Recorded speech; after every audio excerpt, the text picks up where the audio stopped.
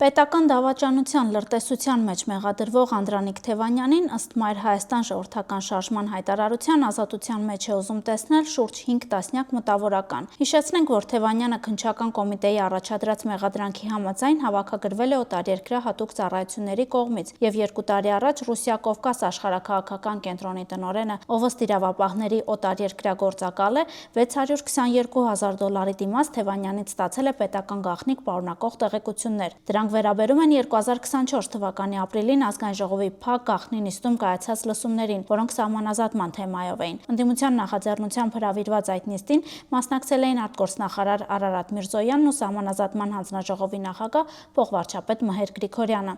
Այժմ Թևանյանին սատարող հայտարարության ներքևում նշված է այն գործիչների անունները, որոնք համարում են, թե նա ոչ դավաճան է, ոչ էլ լրտես։ Նշվածներից, սակայն, ոչ բոլորն են իրականում միացել։ Աղասիթ Թադևոսյանի անունն օրինակ գրված է, բայց վերջինս կտրականապես հերքում է պետական դավաճանության մեջ մեղադրվողին աջակցություն հայտնելու որևէ հայտարարության միանալը։ Գրող հրապարակախոս Մերուժան Տեր-Գուլանյանն էլ օրինակ մտածել է, թե այսպես կոչված բոլոր քաղբան տարկյալների համար է ստորագրում։ Մեզանից իմացավ, որ Թևանյանն առանձնացված է, ասաց խնդիր չկա։ Դուք տեղյակ չեք, որ կոնկրետ իր մասով էր։ Տեղյակ չեմ, ասել են մտավորականության բանի ներողություն բոլոր քաղբան տարկյալներին, ու դրա համար եմ ես թույլ տվել բոլորին ազգանունագին է։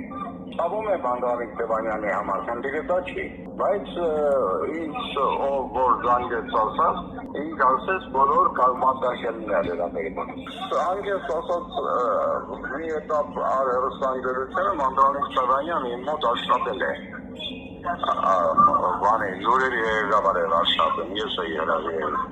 Տարիներ առաջ որ հեռուստաընկերությունը կար եւ դա իմ հեռուստատեսությունն էր, այսպես ասած, առաջի անգամ հեռուստատեսությունը։ Ինչ է նշանակում պետական դավաճանության անկերպված, ես չեմ պատկերացնում։ Այսինքն չեմ կարողանում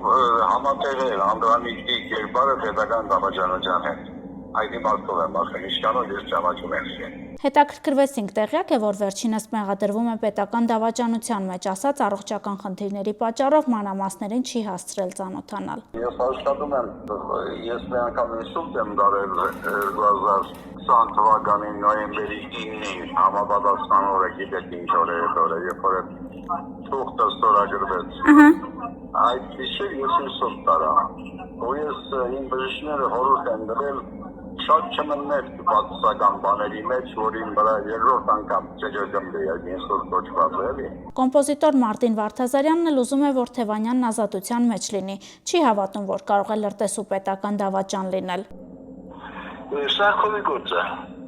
Բեմադրիչ Ժիրայր Դադասյանն էլ հաստատեց, որ միացել է հայտարարությանը, ասաց իր որոշելիքն է, քաղաքական դրդապատճառներով է հետապնդվում, թե ոչ։ Դեպ Անդրանիկ Թևանյանն առաջին անգամը չէ, որ Ռուսաստանի հետ իր ճակերտավոր բարեկամական կապերի շնորհիվ հայտնվում է ուշադրության կենտրոնում։ Մի քանի տարի առաջ էլ Դոնբաս էր այցելել, դրանից հետո վաստակելով Դոնբասի Անդո հեգնական մականունը։